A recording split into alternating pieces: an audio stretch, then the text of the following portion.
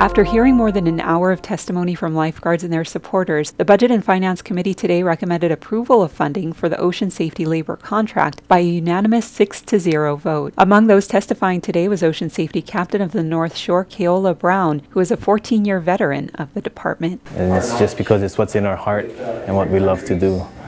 But we really would like to be compensated so we can support our families and keep doing what we're doing. Maui Ocean Safety officers took more than 163,000 preventative actions and performed 438 rescues and 5 resuscitations last year. According to Captain Brown, lifeguards responded to 32 incidents in a single day at Kanaha Beach Park in central Maui. That was kite surfers and windsurfers who were going down, and the surf was about 25 to 30 feet. And they were unable to get back to shore on their own power. So our jet ski was running pretty much all day long, rescuing people. And at the end of the day, we clocked in 32 people that we actually rescued in that day. The reward for us is, them coming back and telling us thank you. And they coming back with their loved ones and their kids, and they're just, so grateful for what we do. And I think that's what keeps us going, even though we're underpaid. I think that's the spark that keeps us going. Fellow lifeguard Howard McPherson, who is fairly new to the Ocean Safety Department, said he's already done a half a dozen rescues in Makena alone. I was there the day that we did 3 major spinal rescues in one day.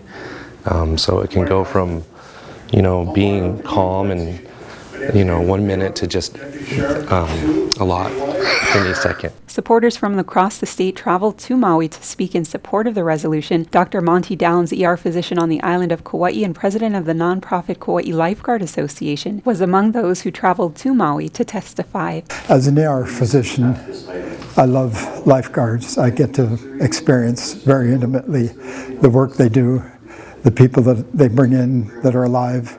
Actually, most of the people they rescue don't have to come in. They're released at the beach, but I get to see the ones that were in very critical danger, may have even required CPR. And without the lifeguards, they wouldn't have made it to the ER at all. So I've seen from both sides over the 40 years that I've been an ER doctor, I've seen people that didn't make it. But the ones I really like to focus on so that I continue with strength to do the work that I do, trying to prevent drownings. The ones that I focus on are these incredible rescues that lifeguards make. And I also have to mention that quite often lay people make in our waters.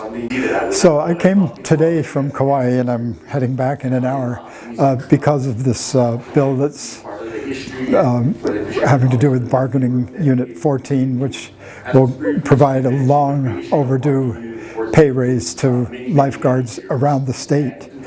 This was a bargaining unit agreement that was negotiated between Bargaining Unit 14 and the HGEA. And turns out, even after it was negotiated, that counties can individually question whether they're going to support this agreement. And the Maui Council ended up showing that they were having questions about supporting it. And therefore I came over from Kauai today to offer testimony asking for the Maui County Council to love and support lifeguards the way I do.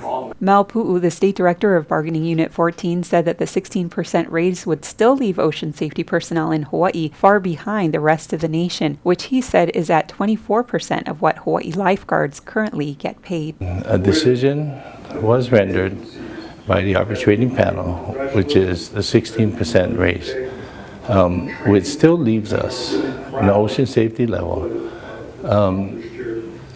far behind the rest of the nation, which is at 24% above the 16 that we are getting on top of the pay that we get now. So, needless to say, all the members, in order to further their careers and even just keep the job, it's imperative that we get this raise as a starting platform for initial contract for the bargaining unit. We lose somewhere between 20 to 23% of ocean safety officers statewide due to the low pay as was stated by one of our speakers today, they opt to go to higher paying jobs that they really don't want. Council members expressed admiration and respect for the work that lifeguards do, but raised concerns about the County Council's lack of representation in the collective bargaining process. The resolution now advances to the full council for consideration. The full story is available on our website at mauinow.com. Reporting from the council chambers in Wailuku, I'm Wendy Osher.